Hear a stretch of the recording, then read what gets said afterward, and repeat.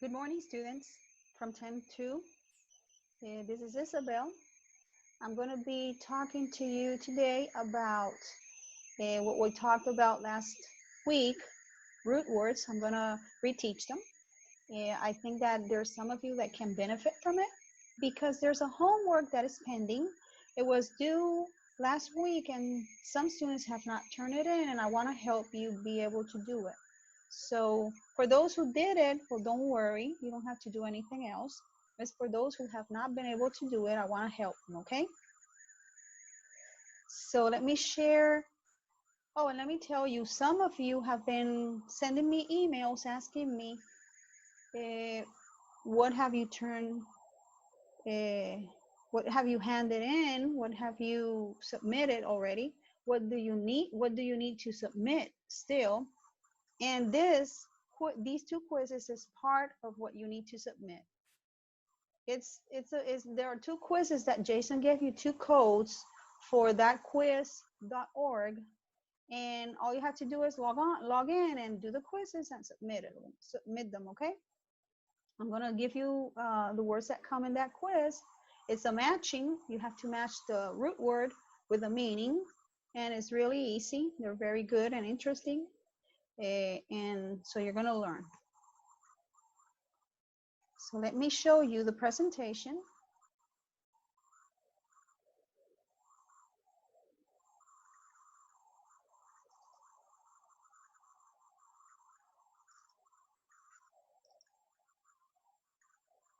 Like I said, we're going to be looking at the words for that quiz. And first, I want to refresh the meaning of etymology. It's the part of linguistics that studies the origin of the words. In English, English has loan words from many languages. It has a lot of Germanic-based words, but those are the common words that came through the Old English into modern English, and those are the common words that people use every day for talking. But the ones that we're going to be looking are the ones that came into English through Latin and Greek, and they are the ones that we use mostly in academic and professional writings, and they are a very strong base for the English vocabulary. You can see in the words the root of Greek and Latin in most cases, because they still hold a very close relation. So learning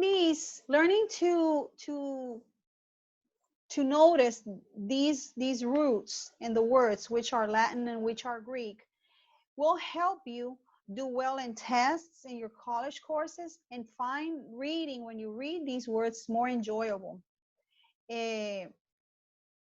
Because you encounter them a lot in school papers.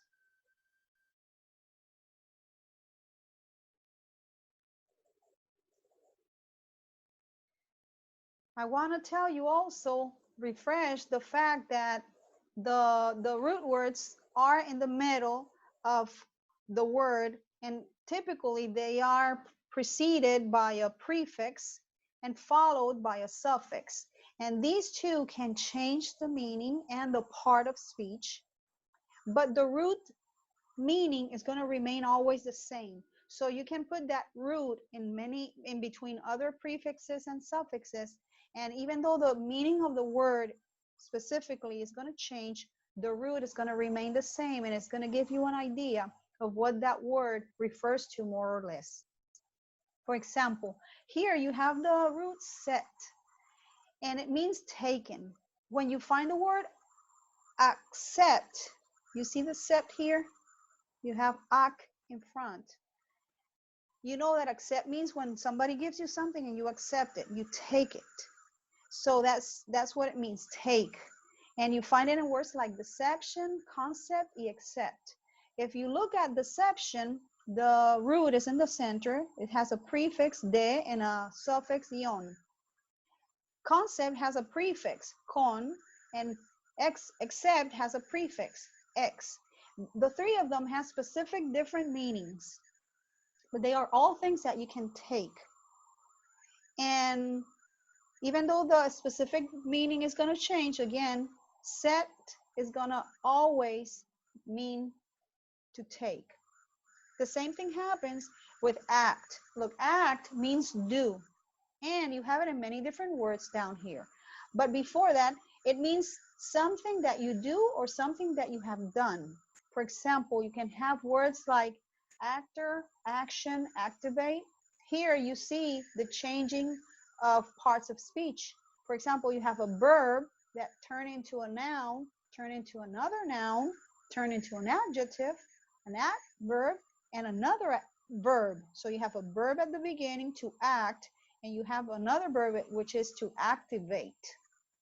They all have the same root, but they have a different suffix that adds a new meaning to that root, or combines it. Combined with that root gives another meaning every time, but you can see the origin of the word always.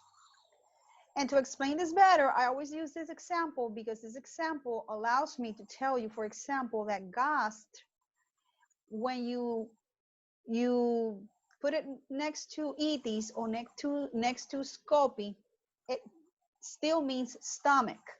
And when you memorize that it means stomach, anytime you see something that has gast, you're going to say, this has something to do with the stomach. Itis may not say anything to you. You may not know what itis means. Or scopy, you are not sure, maybe. But gast will lead you, will tell you. And then you move on and you learn itis, you learn scopy, for example, inflammation of the stomach, examination of the stomach. But the one that you need to learn first are all these roots, because they are going to be very useful when you're reading. And like I say, they're not going to tell you exactly the meaning of the word, but they're going to show you very, very, very clear. Once you memorize that root, you're going to know what the word refers to, more or less. So having said all this, now when you have clear that you have a prefix, a root, and a suffix, we're going to go on and see the words that we can form with Latin and Greek roots. We're going to see, for example, 11 Latin word roots. Some of them are words in themselves. Some of them are not words in themselves. Some of them are only roots that you need to add something to them. For example, culpt means guilt. You find it in culprit. Frater means brother. Grad means step. You find it in gradual, upgrade, graduation. You see, steps. Mar means sea or ocean, like in submarine. Temp means time, temporary, contemporary, tempest. And a N, you see that one has an A and one has an E. An and N means yearly, and you see it in anniversary, centennial, millennium. Aqua means water. That one is easy. Aquatic, aquarium. Aud means sound. You find it in audible, audience. Carn means meat, reincarnation, carnival. You have corp, which means body. You find it in corpse and incorporated.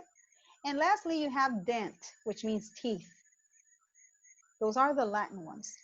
And then we have the Greek ones, which you have biblio, which means book. Demo means people. Derm means their skin. You find it in dermatitis, dermatology. Dynam, that's a good one. It means power. You find it in dynamic and dynamite, for example. You have soph, which means wisdom and knowledge. You find it in sophomore, philosopher. You have arch, which means chief, leader, and ruler. And you find it in oligarchy, patriarch, archangel. You have arthro, which means body joint. You find it in words like arthritis. And crypt means hidden. You find it in words like cryptic. And the last one is graph. That one means writing and printing. And you find it in words like photograph, paragraph, cartography. So with these words, you can now go on and do the quiz that we gave you. And hopefully you'll do good in it. You'll be successful. You will learn a lot, and you will learn to love words and love to read. And I know you are all very smart, and you will enjoy it. So, you know, I couldn't teach much this semester in class. I was with you guys for 5 weeks at the beginning of the semester, and well, I have done these videos for you to be able to see me. I learned to do these videos during these days, and well, I hope that this last week of class you all finish all your works and have a good end of semester. If you have any doubt, don't doubt in contacting me through internet, through my email.